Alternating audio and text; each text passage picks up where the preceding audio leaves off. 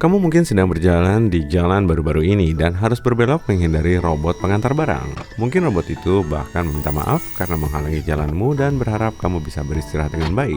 Atau kamu mungkin memesan paket secara online dan dikirim menggunakan drone. 10 tahun yang lalu, hal-hal ini nggak terbayangkan, tapi sebagai dari kita sudah menjalani kenyataan ini dan tampaknya hal ini menjadi lebih alami dari waktu ke waktu. Jadi, inilah daftar beberapa contoh terobosan teknologi. Aku yakin kamu masih harus mengedipkan mata 2 kali untuk memastikan apakah itu nyata atau tidak. Robot. Sekarang, robot yang biasa kita bayangkan di masa lalu terlihat seperti R2-D2 dari Star Wars kan? Tapi hari ini, kita mengalami robotisasi yang sesungguhnya dalam kehidupan sehari-hari. Jika ada dana, kamu bisa membeli kulkas yang bisa membuat daftar belanjaan dan bahkan bisa mencari resep untuk makan malam buatan sendiri. Kamu bisa membeli kacamata virtual reality untuk digunakan di treadmill dan menghabiskan 1 jam dalam sehari untuk berlari di sepanjang tebing yang indah di Yunani tanpa harus meninggalkan kenyamanan rumahmu. Nah, contoh-contoh ini agak ekstrim, tapi kita nggak perlu sampai sejauh itu. Bahkan ponsel kita pun memiliki kecerdasannya sendiri sekarang. Ia bisa menjawab pertanyaan tentang cuaca atau bahkan melakukan panggilan telepon sehingga kamu nggak perlu menekan tombol. Jika kita sudah sampai sejauh ini dengan kemajuan teknologi, seperti apa robot masa depan? Katakanlah, dalam 10 atau 15 tahun mendatang? Sebuah perusahaan bernama UBTech telah mengembangkan robot humanoid seperti Alpha Mini.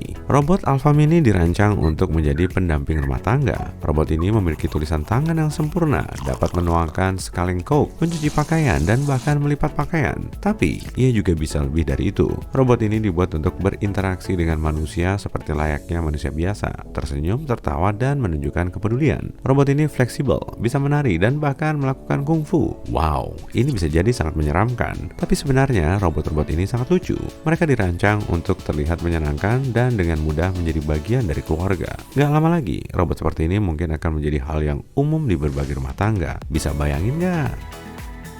Ketika Tesla meluncurkan mobil model S yang memiliki mode pilot otomatis, tampaknya masa depan akhirnya tiba. Kita menghabiskan waktu bertahun-tahun memimpikan hari-hari di mana mobil akan menyetir sendiri, dan akhirnya hari itu tiba juga. Tapi nggak sepenuhnya. Meskipun mobil swakemudi sangat mengesankan, kita masih harus menempuh jalan panjang. Mobil cerdas dapat mengenali dan merespons belokan, lampu merah, dan jaraknya dari kendaraan lain, tapi masih punya banyak titik buta. Dalam kehidupan nyata, beberapa keputusan harus dibuat dengan cepat dan secara naluriah, dan ini adalah sesuatu yang belum berhasil kita ajarkan pada mesin. Oke, jadi mobil swakemudi nggak sehebat yang kita bayangkan, tapi berapa lama lagi kita akan punya mobil yang terbang di atmosfer? Mungkin sepertinya nggak terlalu lama. Sebenarnya, beberapa perusahaan sedang mengembangkan prototipe mobil terbang saat aku mengatakan ini. Harusnya aku bicara lebih cepat, nggak? Oke.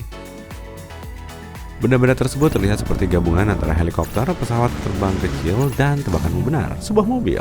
Kamu mungkin bertanya, bagaimana cara kerja benda-benda terbang aneh ini? Mobil terbang yang saat ini sedang dikembangkan dan dalam tahap pengujian dapat melakukan lepas landas secara vertikal, seperti helikopter. Untuk saat ini, mobil-mobil ini dapat menempuh jarak pendek sekitar 10 km. Meskipun begitu, ini tetaplah sebuah mobil yang bisa terbang. Aku nggak tahu pendapatmu, tapi aku yakin masa depan sudah sangat dekat.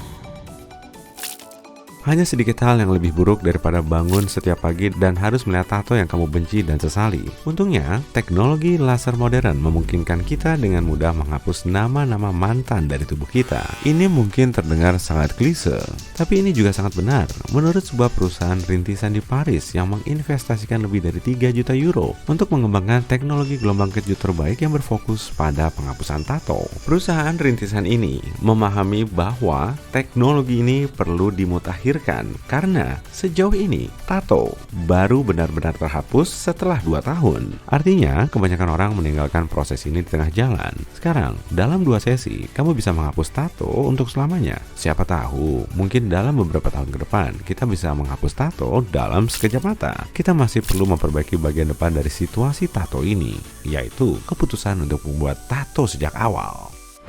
Apa yang akan kamu katakan jika aku bilang hanya masalah waktu sampai perjalanan ruang angkasa komersial menjadi sesuatu yang lebih mudah diakses oleh penduduk dunia? Bisa bayangin menghabiskan sore hari mengorbit bumi? Dengan senang hati aku beritahu, saat ini hal itu akan terjadi lebih cepat dari yang kamu pikirkan, kawan. Pada tahun 2021, miliarder Jeff Bezos membawa perjalanan luar angkasa komersial selangkah lebih maju. Dia membawa kapal roketnya untuk berputar-putar selama sekitar 10 menit dan 10 detik. Meskipun perjalanannya singkat, itu menandai momen penting bagi masa depan pariwisata luar angkasa. Bezos melakukan penerbangan suborbital yang kemungkinan besar akan tersedia lebih banyak dalam waktu dekat. Roket ini melesat sekitar 100 km di atas bumi, di mana orang-orang yang berada di dalamnya bisa merasakan pengalaman tanpa bobot dan menyaksikan pemandangan luar biasa dari planet kita. Namun, roket ini nggak akan lebih tinggi dari itu. Untuk sementara, penerbangan orbital yang bisa mencapai stasiun luar angkasa internasional masih sangat mahal, sekitar 55 juta dolar Amerika Serikat. Tapi hey, ini proses langkah demi selangkah kan? Menurutku, meninggalkan atmosfer bumi sudah cukup hebat. Jika kamu belum mengikuti berita ini, kloset pintar semakin lama semakin pintar. Kloset yang sepenuhnya elektronik adalah tren yang dimulai di Jepang. Namun, secara bertahap, kloset ini mulai merambah ke seluruh dunia. Orang-orang barat yang telah mencobanya mengatakan bahwa mereka yang belum mencobanya kehilangan kesempatan untuk merevolusi pengalaman kamar mandi mereka. Saat ini, kemajuan teknologi telah menciptakan kloset yang dapat memainkan musik dan menggunakan sinar UV untuk membasmi bakteri. Beberapa di antaranya dilengkapi dengan panel layar sentuh yang memungkinkanmu untuk mengontrol fitur-fitur kloset.